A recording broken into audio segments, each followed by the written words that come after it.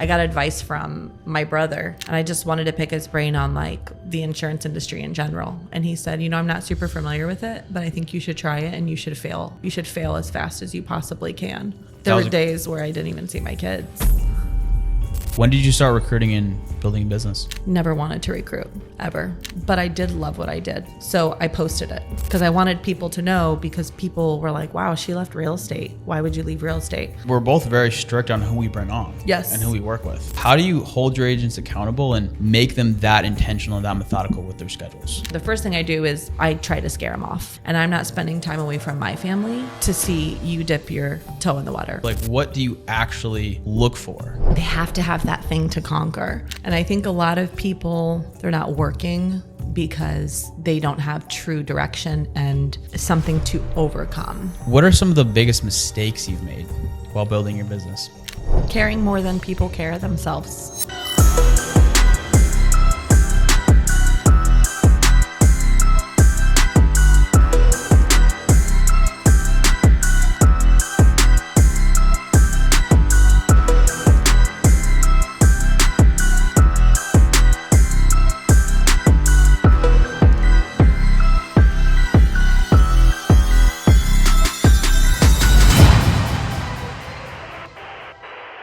What is going on, ladies and gents? Another episode coming at you guys today. I have Mindy Tibbs with me, the second largest agency in Pinnacle. Welcome. It's an honor. People always are like, man, you give Jonah so much crap. I'm like, trust me, it's freaking reciprocated. How are you doing today? How many agents do you have? 200. 200. Oh. Writing last month. Cool. That's good. We had like 86. I was just curious. Just bringing curious. that up. Yeah. Just curious. Okay. All right, now we can begin. Ladies and gentlemen, let's begin. All right. All right, Mindy, first of all, He's going to be like, cut that out. for those that don't know, how long have you been in the insurance industry? 4.5 years. What a nut. Really? You haven't been in the industry longer than I have? 4.5 years. Yeah. 'Cause I started 4 years ago. 5. Wait, shoot, is it 4.5 years? Wow. Yeah, 4 years in July. Wow. 4.5. Good for you. Okay. Very cool. How long And are you? 4. Shoot. Yeah. Well, total selling insurance 4.5 actually. Yeah. But I started in health insurance, did health insurance 6 months, found out life insurance paid a lot more, transitioned to life. So we've been selling insurance for the same period of time. Yeah. Nice. And you were doing real estate before this. Yeah. A couple years, like 3 years. Why'd you get into insurance? I mean, numbers game. I didn't even have kids or anything at the time. So I hated like cold messaging people. I would door knock on neighborhoods, and I just loved the fact that I could buy a lead and never have to talk to another family member again. Yeah. And so that to me was the biggest seller. And then once I did the math on how long it took to close a $500,000 deal for a house, and then what I could write in a week or two, I was like, it's done. Like after my first insurance week, I literally never showed another house again. Correct. 100%. And I love interviewing and seeing successful females in this business, because there's not a lot of them. It's true. And and I'm excited to get into it because we operate our businesses very differently. Very. But it's cool because there's no right or wrong way to run your business. Absolutely. So I'm really excited for this podcast to pick your brain. But talk to us about, how did your first 30 days in insurance go? Oh my gosh. So obviously it was a completely different business. I mean, we were all in person. I was running around Cleveland and horrible parts of it. And I was freaking excited. Like I would sell a policy for like $30 a month, and I didn't really care, because to me that was success. I got advice from my brother, and I just wanted to pick his brain on like the insurance industry in general. And he said, I'm not super familiar with it, but I think you should try it and you should fail fast. You should fail as fast as you possibly can to see if it's something that you want to do. And so that's what I decided to do. I'm like, okay, for 30 days, I'm going to grind as much as I possibly could. And so I worked every day. I dialed, I bought leads. I ran around Cleveland for hours and hours and hours and drove. And I failed as quickly as I could. And any no I saw as a tool in my tool belt. Okay, so that didn't work. What should I say now? And I looked at it almost as like a game that I obsessed over, to see people's responses, how I would prompt different things. And my first 30, 60, 90 days, I mean, I just wanted to fail as quickly as possible. Absolutely. Some people dip their toe in the water. I wanted to freaking cannonball into it. For the virtual remote babies watching this that don't know what running in person means, Oh my gosh. what did your schedule look like? I feel like a grandpa and grandma talking with you about this. We were both there. We were both there. So you would dial Monday for Yep. Tuesday, Wednesday. Yep. 15 appointments. Yep. Was like the number you'd book over the next 2 days. Correct. And then, so Monday you would dial for Tuesday, Wednesday. Thursday you would dial for Friday, Saturday. And where were you running? How far were you driving? Over an hour. So you're driving an hour. Yeah. Running out there. I mean, at least an hour, because I would drive an hour to Cleveland, and then you'd have to go from Cleveland to Youngstown. And then sometimes if the leads weren't there, I'm driving 2.5 hours to PA, and then I'm driving home that night. Or to Columbus. I'm driving 2.5 hours to Columbus and then home that night. I mean, beyond hours and hours of driving every day. What time would you leave your house typically? Like 8 a.m. 8 a.m. Yeah. And what time would you usually get home? Probably, I mean, between 9 and 10. 9 and 10 p.m., I would say. There were days where I didn't even see my kids. That was a grind. That was such a grind. And that's my biggest regret. Like, people are like, what's your biggest regret? Not recruiting sooner, blah, blah, blah. Like, that was not ever mine. Like, I think when we recruited, I think God had to grow that desire of mentorship in my life. I was not ready for that. So that was not a regret of mine. My biggest regret is not doing telesales sooner. Like, I remember hearing about it and being like, you guys are crazy to sit in an office all day, because I want to run appointments. And if I get no-showed, I get to go grab elote and horchata and go to TJ Maxx. So like, you guys have to sit in your office, and I get to go smash Mexican and watch a show, like when somebody no-showed me. But then one day an agent said to me, David Starr, he said, Mindy, you can't help me. You don't know anything about telesales. And said it with like a slight attitude to me. I could just imagine David saying that. Yeah, I remember it very clearly. And that lit a fire in me. And the next week, I was running my appointments telesales. I dipped my toe in. Yeah, tell them how blessed we are. Anytime an agent complains about dialing the phones, I'm like, okay, well, you can. Here's some leads. Go book some in-person appointments. Mm-hmm. Here's some leads in Chicago for one day, or Lake County, Indiana. Go run them, and you'll never complain about dialing the phones again. You'll never freaking complain again. That's for sure. I agree. They're very spoiled, and that's good. I mean, that's what you want as a mentor. You want to make that transition and coming in easier, and they can succeed quicker. 100%. Everybody's spoiled as heck. That's for sure. They have no idea. I love it though.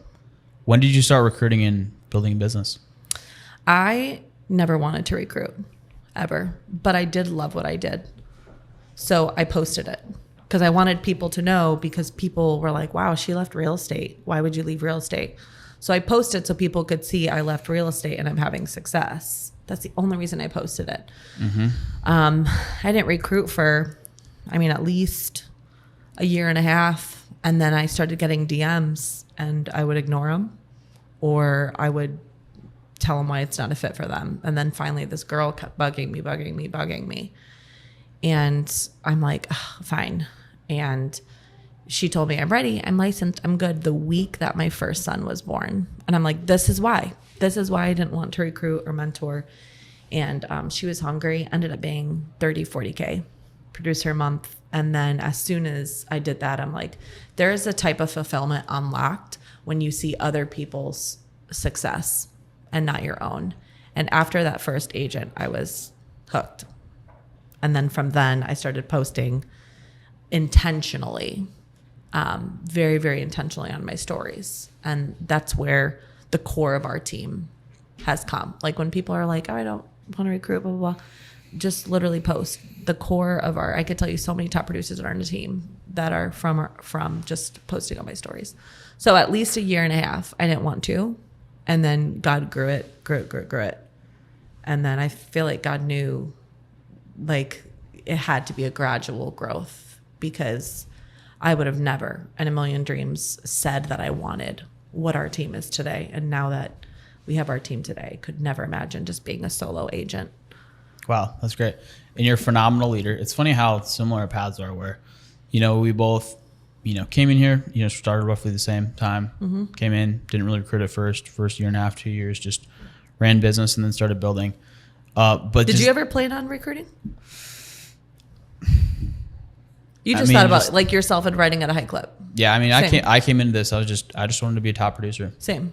Cause my old company, I was a little bit burnt out of it, to be honest with you, because they were just recruit, and it was very like MLM-y. Yeah. Sell to your friends and family, and very little leads, low comp, etc. So I was just fired up the ability to have the option to purchase as many leads as we wanted to. Same. And I was just running up the leaderboards that way. Because if you did, at my last company, if you did 10 in a month, you were a god. Shoot. You were the top producer. And then I got here and everybody's doing 40, 50. And that's normal. And you're like, I did 40K. It's like, okay, cool. Like, that's what you should be doing. I was like, oh, some people are doing it in a week now too. Which I love. Yeah. I love it. And when you look at the demographic of our groups, of our organizations, it's so different, but it's so cool because Prosper's young, high testosterone. I don't know if people actually realize though male. How different you and I are. Like, I think people know. I don't know.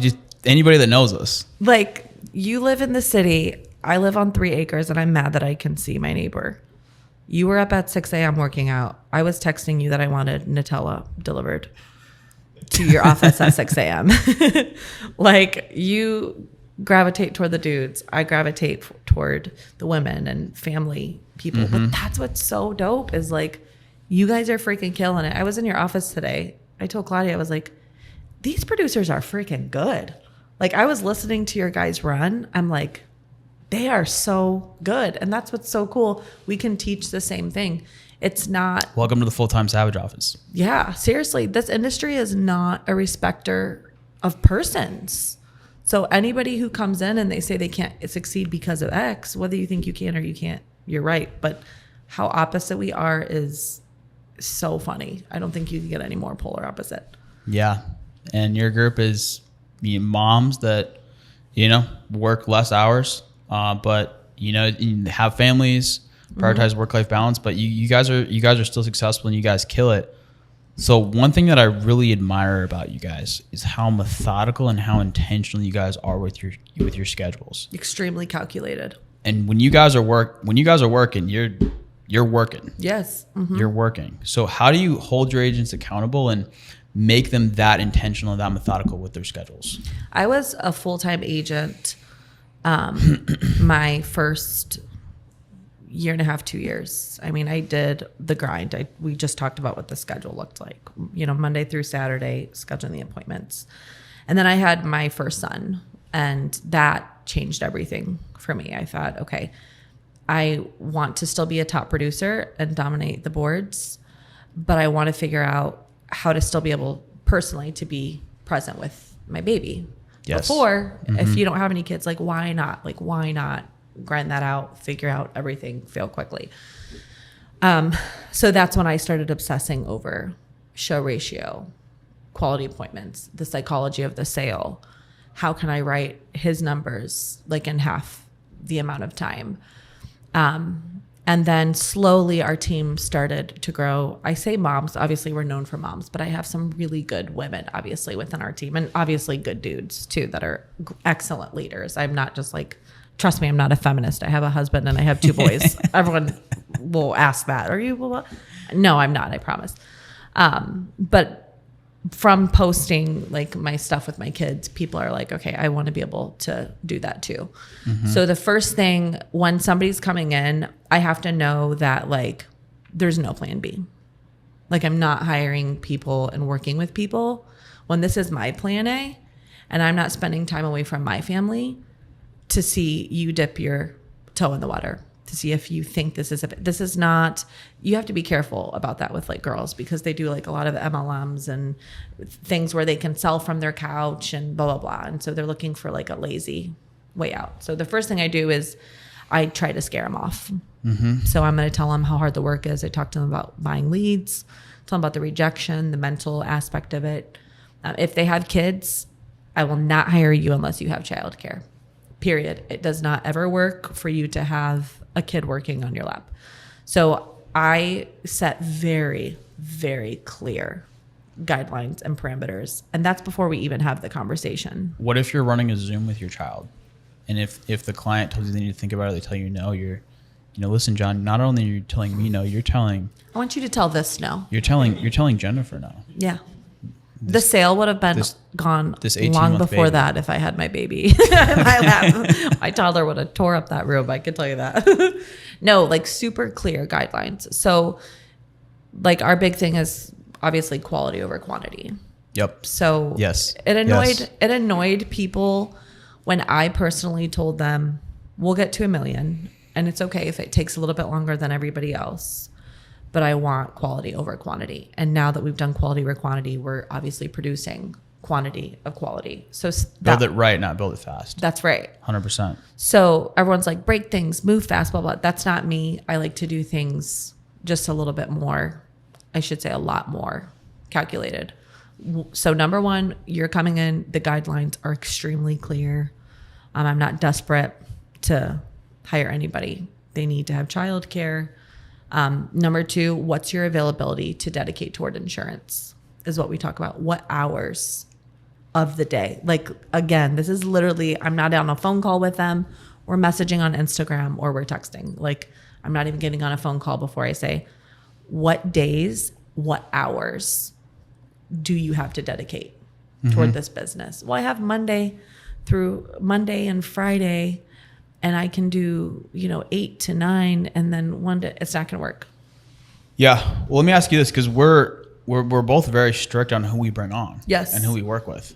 And very. I mean, I consider myself pretty hardcore, but I've heard you recruiting. You're an absolute savage. I am. When you recruit people. I am very. You're scary. I am scary, and that's on purpose. Because if I can scare you, the client's going to scare you. Yeah. So again, like intentional time management. Like if I'm going to I'd rather not spend time with an agent at all than to spend time with someone who's going to quit in a couple weeks. So, because to me, that was a waste of time. I could have spent that with my top producers. I could have spent that with people who are hungry. This is plan A, that's it. Rather than someone who's just kind of like wishy-washy. So yes, I am cutthroat. I am proud of it. But that is what truly allows me to be able to be a quality mentor. And I'm not going to ever dilute that for my people who are truly dedicated to this business. Which I agree with 100%. Here's the thing, though. What I found, I want to ask your opinion on this. I've never asked you. I mean, if you're at least somewhat competent, everybody interviews well. How many hours, how many hours a week are you looking to put in? Well, as many as it takes, 40 hours a week. And I'm available Monday through Friday, Monday through Saturday, whatever. But from what they say on the interview, regardless of how many interviews you go through, how hardcore you try to be, to when they actually get started and put in the work, there's always that differentiator. Of course. So how do you what do you actually look for to see if they're legitimate or not, or they're just interviewing well? Yeah. I'm asking for the days of the week and the specific hours that they will give to it. Now, obviously, since our demographics are a little bit different, you have young guys with very few responsibilities, and they truly do have an open book schedule. So I will say with the people that I target, which I target more, I would say people who are a little bit more established in life. They have families or they have a little bit more age and experience in life.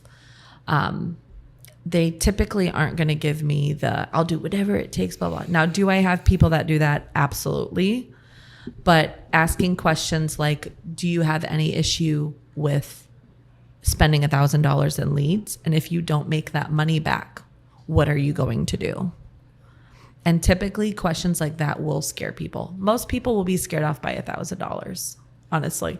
But when I'm asking them that, and then I'm going to tell them, okay, you're going to break even for a couple weeks. Is that going to be an issue financially for you? Asking them if that'll be an issue for them, that scares a lot of people as well. That scares a lot of people to tell them you're going to be working to break even. It's going to take time to profit. I'm looking for the people that are saying, I totally get that, I understand. And I've had people, even after we have that conversation, they give all the right answers and then they get freaked out. before they take their course, they're like, I don't think this is a fit for me. I'm like, cool. Yeah. I did my job right. Everybody wants to go skydiving, but when it's time to actually jump out of the plane. For the record, I don't want to go skydiving. Okay. Maybe that was, Again, polar opposites. maybe that was a dumb analogy. But so, Get that. so you're setting the right expectations.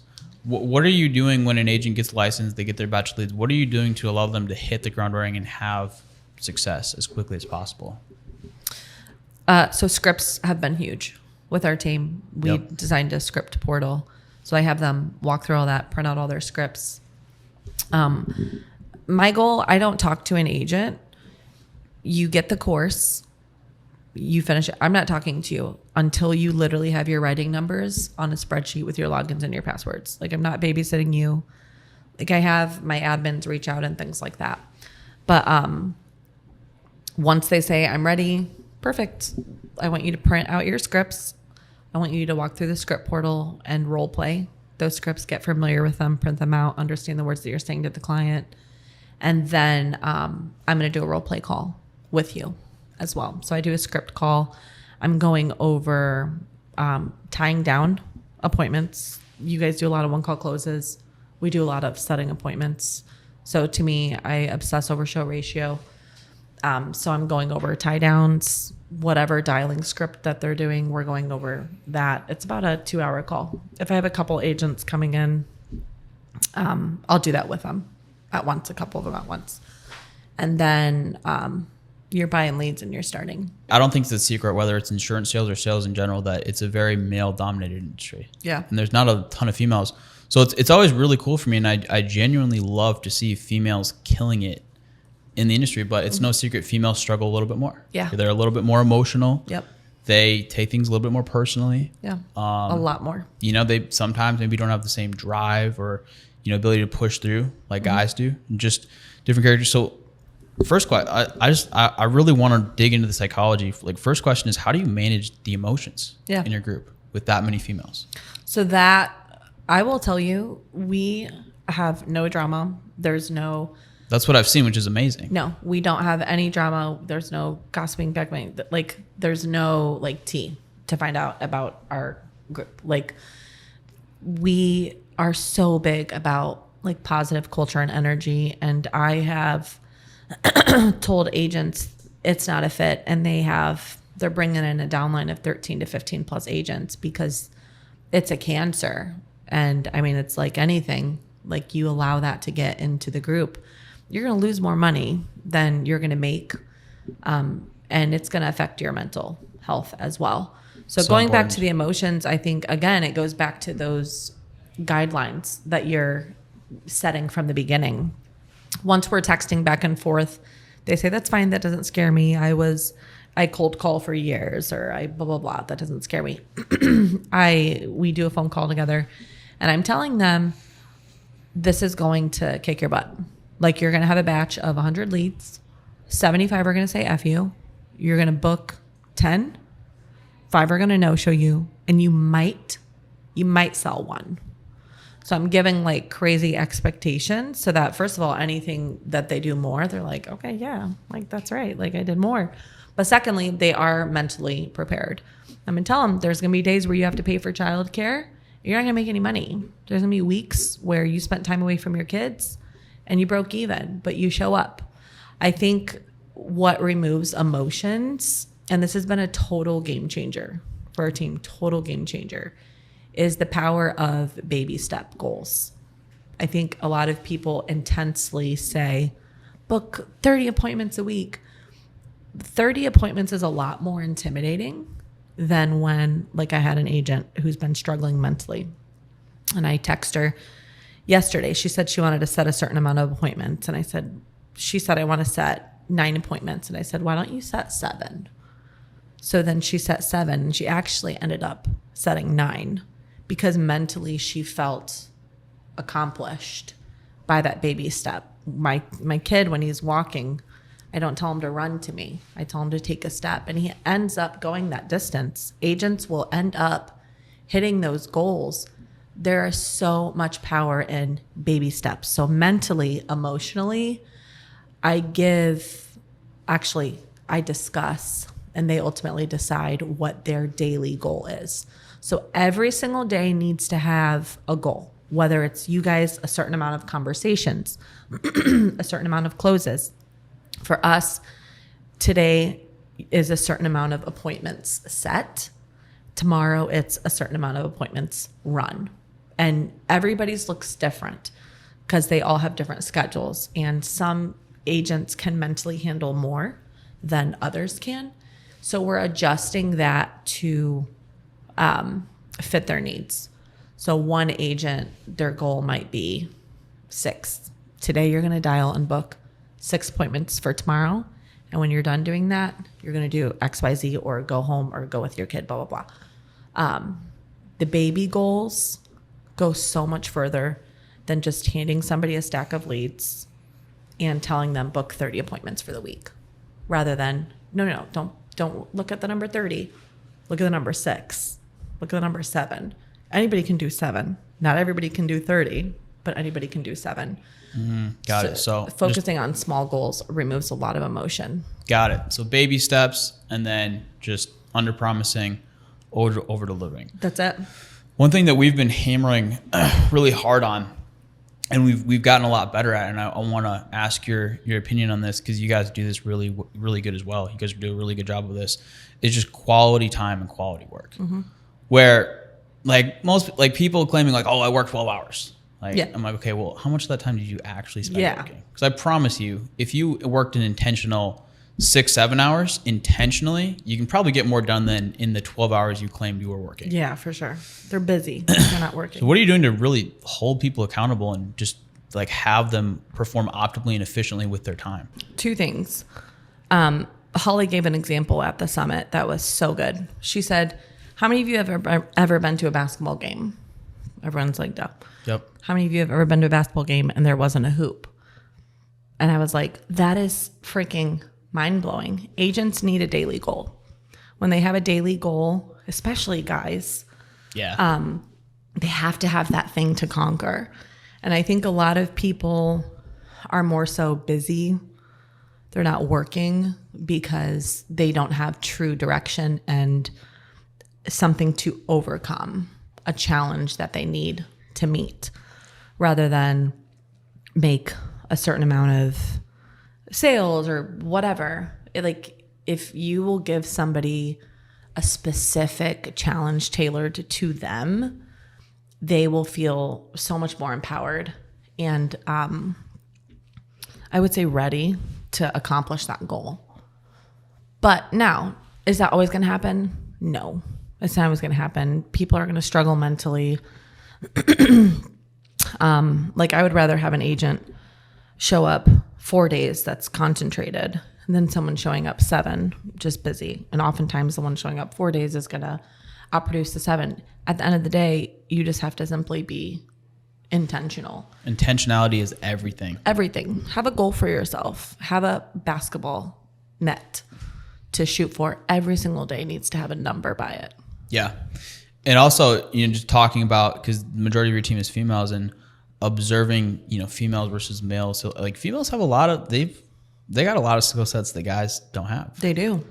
One is just, it's what we've noticed with clients is they're more females trustworthy. They can build trust better, very much build better so. rapport. But they can also be they can get away with being a lot more direct. Yes. When we're training our agents, because our guys are just high testosterone males, and they kind of when they first come in, they'll do this with the client. It's battle of an ego. Yeah. Who's going to win? And I'll give you the perfect example of that, where Claudia, she runs our accountability calls for a reason. Yeah, she does. Because if I get on there and I'm like, dude, what'd you do this week? Your week sucked. And now they're offended. Yeah. And now it's just 2 egos clashing, versus Claudia's same thing. What are you doing? You suck. Yep. And now their ego drops and they're more receptive. They're more trusting. And it's the psychology of just females versus males. And females can get away with a lot more. I think and they females can challenge are clients. very empathetic as well. I'm a very empathetic leader. And it's actually something that I had to work on, because if an agent was failing, I would think about it, and it would just eat me. And I realized, they're failing because they're wanting to fail. You're caring more than they are. You're showing up more than they are. So empathy is a huge, strong point, I would say, with clients and with agents. That's why I'm honestly so passionate about women succeeding in the industry, because it's like, dude, you have a freaking superpower with selling. If you would just show up and implement that and take off your emotional hat and focus. 100%. And they also have better BS readers than guys do. Absolutely. Because like, you think about it, girls, like typically the average female, like they get hit on multiple times. You know, they've been hit on 100 times throughout their life, over 100. If you're an attractive female, and you like, they can sniff BS from a mile away. Absolutely. Like they know, like, this guy's just trying to, you know, ask me out or hit on me or do this or that, versus guys don't think that way. Guys think differently. I agree with that. So guys can be a little bit more naive too. I agree with that. Or Claudia's intuition is never wrong. Like she's like, if we talk to somebody or we meet somebody, she's like, something's not right about that person. I don't like that person. I listen to it. I don't believe her at first, but my husband says the same thing. She's got a proven track record. I'm like, there's just something there. I don't know. Females just know. You guys just know. Yeah, we do. Cool. What are some of the biggest mistakes you've made while building your business? Caring more than people care themselves. Ooh, it's a big one. Seeing leaders or agents make mistakes and caring so much that I don't want them to make those mistakes too. So I get, and I don't do this anymore, but I get overbearing and passionate about why they should be or should not be doing X, because I know the trajectory in which they're headed. Even if it's not writing or having a lower show rate or, you know, whatever that is, I have to let people make mistakes as leaders, especially now. Like, we're now doing leaders of leaders, which is a whole new layer in the business. I have to let them make the mistakes like I did. And that is difficult. Just like it's difficult as a parent to allow your child to do whatever or touch whatever. You have to let them. So I would say those two things: caring more than people care. Like, example, someone doesn't buy leads and you're like, okay, fine, I'm gonna give you $1,000 this week to buy leads, and thinking that is going to make them be consistent. That's going to make them care. By doing that, you will never work when you show up and you care and you put in more effort than that agent. It doesn't matter how much money you throw at it. It doesn't matter how many phone calls or how many texts or how much encouragement you give. If they are not meeting you at the same level, it's just never going to work. And then letting people make mistakes. Yeah, you can't want an agent to be successful more than they want it for themselves. Yeah. And it's interesting because you don't do any handholding at all. No. You know, you're very direct and you're hardcore. Yeah, but they know I care, and they know you care. I've always told people, I have your back, and I do have your back financially as well. Like, the scenarios in which I would do that is if somebody is like legitimately putting in the effort. We're going over their weekly recaps because I obsess over my agents' numbers. If they obsess over them too, like, you're gonna send me your weekly recaps. We're going to talk about your lead spend, how many leads you bought, how many dials you made, how many you got a hold of, what your show ratio was, how many did you sell, what was your deposits. Like, we're walking through all of those things. You have to show up. You have to track those numbers. And if somebody's really grinding, they're really putting in the effort, and you know that. And they know that. They know when they're putting in the effort. Like you said earlier, you're like, you'll get these dudes that are like, I worked 50 hours this week. And then they don't realize that you have a BS meter because you've been there and you've done it. When you actually break down their activity by the minute, you can completely debunk them. And you're like, bro, you were in the office for 50 hours, but you actually worked like 22 hours.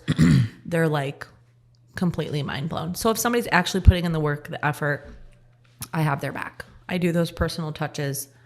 They have a baby, I'm sending them meals. They have a bad day, I'm sending them a Starbucks gift card. I'm doing those personal touches with my team, so I can be hardcore. But that's also why our average producer is high, because we both meet each other there and we sift that quality.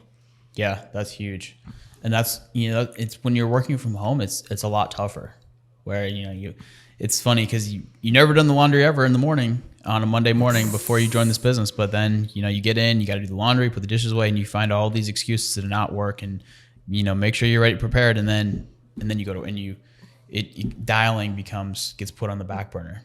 Yeah. And again, like you and I talked about the differences of our team. You have an office. Yep. And we have agents move here, or we have them get plugged into a local office. Cause what we found is just working from home is, some people are highly disciplined, and we have agents on the team that work from home and crush it. Yeah. But a lot of people, it's tough for them. Yes. And it's really impressive to see, because not only does most of your agents work from home, but they're at home with families. So it's not just them in the house. Yeah. Which goes back to the rule. You cannot work childcare. So like I've figured out what works. Now, granted, we do have people within our team that have had offices. 5-Star has had it. Imagine Financial is very big about local people, just like you guys, super big about local. Yeah. Peak, Brief Star, they have an office as well. So it's not just, myself that prefers working from home, but I and my directs, we definitely do. And you're absolutely right. It definitely takes a level of discipline. And that's why we're so laser focused and concentrated on that daily goal. But I will say, the agents that are a part of our agency that have kids, we've noticed they are a lot more disciplined with their schedule, because it puts a fire in, when you have a family and people to provide for it. It really puts a fire under your butt to hustle. Well, it's structure too, because it's hard to give yourself structure when you don't really need it. Yeah. A lot of people, they don't need structure, but when you got to pick your kid up at 5:40 or whatever the time is, 3:00 for school, whatever that is, you have required structure. And don't get me wrong, there's still people that have kids and they're lazy as heck. Like they use them as an excuse, as a barrier, as why they can't work. Every reason's a different excuse. My kid's sick this week. My kid has this practice. My kid blah, blah, blah. It just takes the right person. And it doesn't matter whether you have those barriers or not. Are you eliminating excuses? Are you showing up? Like that's it. Of course. What would you say to the agent that is younger, that doesn't have a family, that doesn't have that financial pressure, that fire under his or her butt, but is struggling with consistency or showing up? What advice would you have for them? Yeah, that was me. So I can say that because for the first 1.5 years, 2 years in the business, I didn't have kids. So I have been that agent, and I understand the mentality of I came in, I had a good week, I paid my bills, I have some money in the bank, and now I can take like 2 weeks off. So I understand that. I think the biggest thing is having accountability. So for you guys, I would say coming into the office, that is huge. I wanted an office, believe it or not, so bad when I was that solo writing agent. I really wanted an office, and there just was not one near me. Mm-hmm. We didn't even have live dials either at the time. So there's no reason. That was a different time. Yeah. Like that's why I think our core is just so freaking hardcore, because like if you didn't show up, you didn't show up. Nobody knew. Like we didn't even like obsess over numbers back then. But to the person, we're truly blessed to have what we have now. So blessed. So to the guy who is struggling with consistency, first of all, they have to want consistency, right? They need to want to be a top producer. Jonah is not going to want, you're not going to want it more than they do. If they do truly have that battle and that struggle, I think they need to sit with a mentor that they trust. Only sit with somebody whose numbers that you want to produce. So they need to sit with you or sit with myself if they're on my team. And we need to come up with a daily goal, like at the end of the day. Because again, inconsistent people are often overwhelmed by large steps. Yes. They are. So if you can give them a daily goal, a daily baby step, and then they text you with each one that they overcame. I one call closed. I had this conversation, blah, blah, blah. I think there's a lot of power. Yes. Yeah. Goal setting's huge. We're big on that in the office. We do that in our Monday morning huddles. I mean, me personally, I present every my goals in the morning, at night. So goals are very important.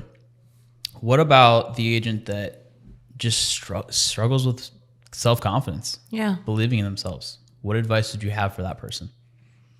That was ultimately part of our team's name, Believe Insurance Group. Is like when I first started, I didn't always believe in myself, but I showed up. And then once I saw that I could do it, that belief grew. And I think, honestly, God kind of extends the same thing to us, right? We don't always have faith, but we have just enough to show up, and we do trust in him, and we do believe in him. And even though sometimes it's faulty, that whatever situation is going to come through, he shows us. And once that happens, it grows our faith. It grows our belief in God. It grows our belief in ourselves, or whatever the situation was. So for the agent that doesn't have belief in themselves, God doesn't ask for much faith. And we don't really ask for much within this business. The only parameter God has given for faith is what? A mustard seed. He could have said anything in the world, and he said a mustard seed. It was the tiniest amount of belief that you need to have. Same for this business. That small amount of belief, to me, is enough to show up. You have to show up and ask for accountability. And you'll be shocked that once you do show up and you say, okay, I have my baby goal for today. And sometimes, which I have found with agents, their 100% is going to look different that day. So for the agent listening to this struggling, your 100% might be different than, Jake on the team for that day, or Jonah. And you guys have a lot of intensity within your team. And so some people need to learn that it's okay to dial that intensity back if you're struggling mentally, or you're struggling with a breakup, or like whatever. But you need just enough belief in yourself to show up, get accountability. And when you move, you'll be shocked at how much that belief grows into faith. And then it grows into a sale. And then it compound effects. And now you're hungry. And since you had that action, then it grows into, holy crap, I can do this. And once you start to see that pattern, you realize, okay, it's a numbers game. Okay, if I do this, then it grows. Boom. And then stack those small wins. Stack them. Yeah, it's funny because typically the majority of the people that I see that struggle with belief in themselves or self-confidence, it's because they're not doing exactly what you said. Yeah. It's because they're not showing up when they need to show up. They're not as consistent as they need to be. And they're not holding themselves accountable. And they're not keeping the promises they made to themselves. Correct. So yeah, if you're not keeping your promises, you're not showing up, I wouldn't have self-confidence either. Yeah, day after day after day. Like there's days where you are going to make a promise and you are just struggling mentally, right? We talk about mental health a lot within our team and acknowledge that. But there comes a point when it's like you are having more excuses than you are wins. And that BS needs to be called out. You don't have to find excuses in the business. Like they will always find you. So putting the right parameters and fences up, again, enough to show up to the office, to show up on live dials, whatever that is, to help eliminate those excuses. But at the end of the day, they got to do it themselves. Like you said, you just got to do it. Absolutely. You got to show up for yourself. The hardest part is showing up. Just show up every single day. That's it. The rest will fall into place. That's it. Do you, what's a favorite book that you have? So again, this is funny. This is where you and I are polar opposites because I'm not a big reader. The biggest book that I read, take a guess. The Bible. This is the Bible. Yeah. Okay. Outside of that, I love like small devotionals, like for empowerment for the day or like whatever, but. Anything regarding sales or business? Or just no? I know. Judge me. I feel it. All good. Well, you're incredibly successful. I love podcasts though. Yes. We were just talking about the Elon Musk, Joe Rogan podcast. I'm going to count that as a book. Yeah. That counts. I listen to a lot more podcasts than I do read. I love podcasts. I do it while I listen to it while I'm driving or different things like that. So that counts. Don't judge me too hard, Jonah. Well, you listen to Joe Rogan, so. It's true. I love Joe Rogan. That's a good podcast. It's acceptable. Jordan Peterson. I'm a big fan of his. Jordan Peterson's another good one. As well. Yeah, I've learned a lot from Jordan Peterson. Super nice guy, by the way. My husband and I took Gabe and we saw him. We did a meet and greet after. And he is just like literally the nicest guy. Yeah. Did you know I ran into him at dinner actually? I think I did hear that. Yeah. So I ran into him at Maple and Ash here in Chicago. When I was so pissed because one of my buddies hit me up. He said, "Hey, I have an extra ticket to Jordan Peterson. Do you want to go?" And I'm like, "Heck yeah, I do." And he texted me like 3, 4, 2-3 weeks in advance. And I'm like, all right, I'll be there. And then I checked my calendar and I'm like, oh shoot, I had a recruiting meeting of a few guys that flew in from LA. Oh my gosh. That day. And I was like, dang, and I was like, I mean, Jordan Peterson, I was an OG Jordan Peterson. Like I was watching his college lectures. Yeah. Oh my gosh. Yeah. Less than 1,000 views per video. That's and amazing. So I found him in like the way early stages before he blew up. So I've been watching Jordan Peterson for a while. And so I was a little bit upset about that. I was like, oh, whatever. But I couldn't reschedule the meeting. And so we're walking to dinner, and I just like, he's got an intense energy about him. Yeah. And as we're walking down the hallway, I almost like felt this energy, and I see this guy walk by, and I look at him, and he's like wearing like one of those colorful blazers that he always wears. And I look at him, I'm like, Jordan Peterson? And he turns around and looks at me. And yeah, we were walking in, it was 6:40. His show was at 7 p.m. Oh my gosh. Like, so he went to dinner, leaving for his show, but he stopped, took his time. I shook his hand. I said, you take a picture? Yeah, I took a picture with him. That was a $500 picture you took. Yeah, that was a great picture. That we paid. I thanked him. I said, thank you. You helped me bring me out of a dark time in my life. Yeah. And like, he's just very genuine, very, very empathetic. And it's rare to find somebody with that much like smart. He radiates knowledge. You can feel it in any response that he gives. To find somebody that humble and kind, knowing that much stuff. Yeah. So that was not a long interaction, but that was a very cool interaction. That's dope. Interaction. Yeah, he was excellent.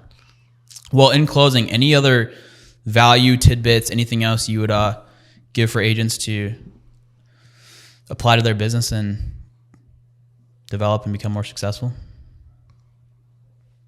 Yeah, I would say don't give up. Like if someone's listening to this, don't give up until you've given it everything that you've got.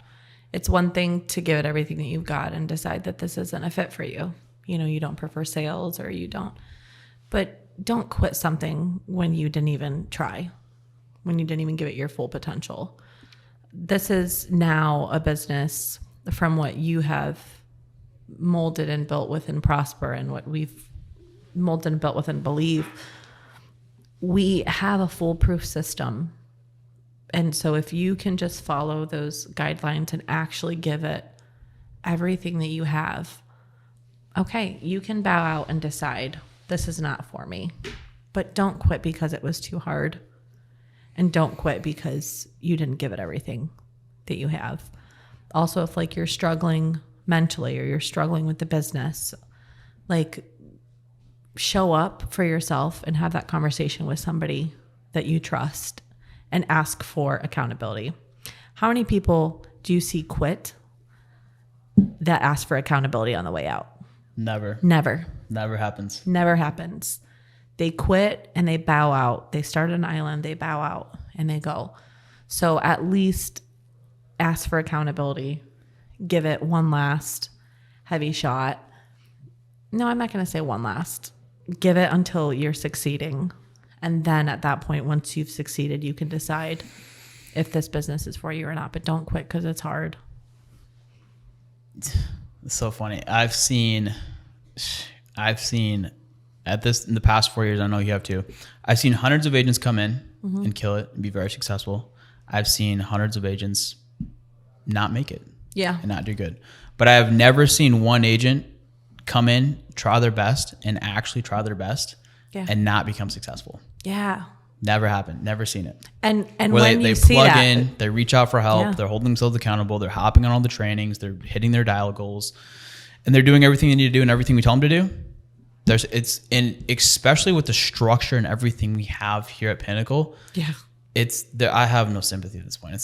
Honestly. And those people that you just mentioned, they come in, they've struggled, they've done it, they have success. How often do they leave? They don't.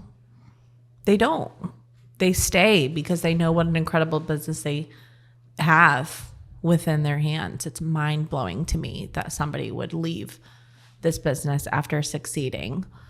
They don't. The retention is excellent. And I'll tell you this. I've had days where I've left my house with 6 appointments, Maybe I went home early or didn't do my best or didn't give it my all, didn't give it my full effort. Where I wrote $5,000 that day, you helped 5 families and had a good day. I felt worse on those days that I didn't try my best than the days where I had 12, 14 appointments on the books and came home at 0. Yeah, so true. That's a really good point. I felt way better and way more fulfilled on those days. And when I first started, and I still ask myself to this day, I would ask at the end of each day, ask myself one question. I said, Jonah, did you do your best? Jonah, did you do your best? That's good. And as long as you did your best, regardless of how good or bad the outcome was, at least I have a clean, justified conscience knowing that I gave it my all. Yeah. Whether I wrote a bunch of premium, helped a bunch of families, or I wrote 0, at least I gave it my all. And best can be relative, because you're going to have the young guy who's going to watch this and say, well, I gave it my best, and you sat there for 12 hours, and that to you is your best because you were in the office for 12 hours. No, did you hit your daily goal ultimately? But you can lie to other people, and you can finagle around it and fool other people, but deep down, you know. Of course. Yeah, you do. You know if you did your best, and just put your effort, put your best foot forward, give it your all, because it might feel good to quit for the meantime, for the first hour, and then think about what that feeling is like afterwards. Yeah. Think about the next day, the next week, the next month. Do you really want to be a loser? Right. I don't think no one wants to be a loser. Like it's hard now, but you choose your hard. You choose your hard. Agreed. Working hard in this business and being successful is hard. It's also hard being broke and not making money and not being successful. Oh my gosh, we say that all the time. Like, it's difficult to stay where you're at and struggle financially. And it's difficult to do something about it. But either way, you're going to have to go through difficult. So you might as well pick. It's like agents who they can't hold themselves accountable, but they're okay with going to a 9-to-5 where they're held accountable, which ultimately you're holding yourself accountable. So it's like, pick your hard, pick your difficult, but either way you're going to have it. So you might as well pick the difficult that shoots you on a trajectory that makes you not as uncomfortable. Well, that's because this is a fact. It's not speaking down on anybody, but most Americans, they don't have the self-discipline and they haven't reached a certain level of self-development to show up for themselves. Yeah. And hold themselves accountable, and they need to be told what to do. That's not a diss on anybody. That's just a fact. Yeah. I agree. agree. In order to hold this job, like, you need to actively develop yourself. And you need to show up for yourself on a daily basis and just put in the work. Hold yourself accountable. Because nobody's going to do it for you. I completely agree. And if you do need that accountability, you have that here as well. Absolutely. Well, Mindy, thank you for hopping on. Jonah, I love how opposite we are. We are proof within this podcast that this business is no respecter of persons. There's certain things that you need to do to succeed. And if you do them, it doesn't matter how opposite you are, which again, doesn't get any more opposite than you and me. I hope that's encouraging to some people that you can succeed. Does not discriminate. Not at all. This was phenomenal. Thank you. Thank you, Jonah.